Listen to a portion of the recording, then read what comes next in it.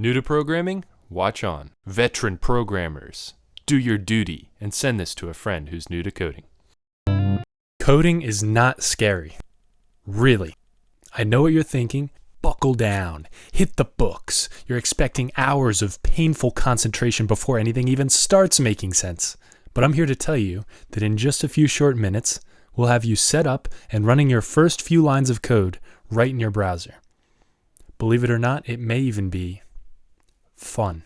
Even if you've never written a single line of code before in your life or even dreamed of it, this video will meet you where you are and help you get your feet wet with programming. Don't worry about any abstract concepts yet. I'm going to show you exactly what you need to do, which buttons to press, and which keystrokes you need to make. Let's get started. In this video, we will set up a code sandbox, which will let us write code instantly with no complicated setup, write and run our first few lines of code, and break things. You heard me right. Breaking our code is the best way to learn. Notes for this video are available at pagekeysolutions.com/docs/FTP. You can also just search for it on the website. We will be using a website called REPL.IT as a coding sandbox. There's no setup required. You just need a browser, which you're probably viewing this video on anyway, and an account on their website. Open your browser and go to REPL.IT.com, REPL.IT.com. Press Start Coding. You'll be asked to create an account or log in. I find it quickest to just use Google or some other existing account, but you can do whatever you want. Once you've created your account, you can change your name and some other settings, but it's all optional. You can just hit Looks Good, then choose your theme, light or dark, up to you. Choose how familiar you are with programming, probably not at all if you're watching this, but up to you.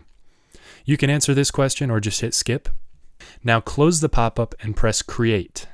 For template, select Python.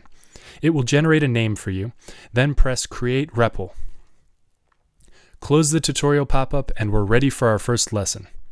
We have a blank file here and it's actually a perfectly valid Python script.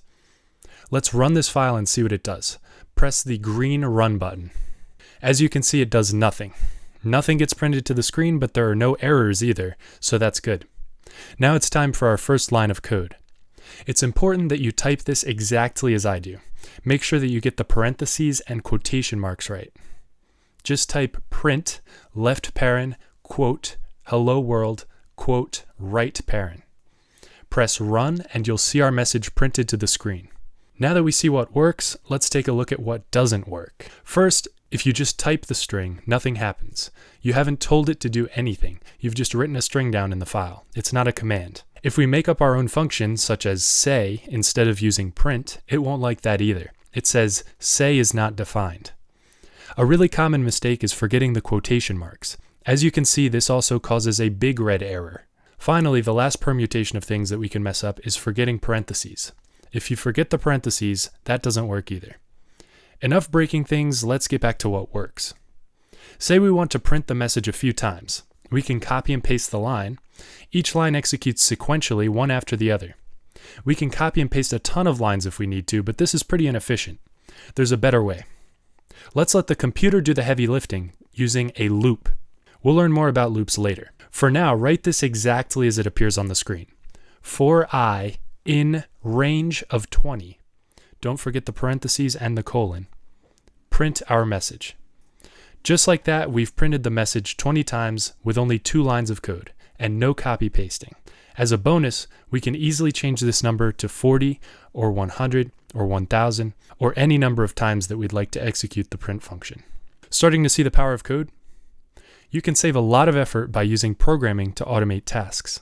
I'm going to use what we've learned to create a little design on the screen. I suggest that you pause the video now and try to do the same. Play with the code and create something new. Be creative.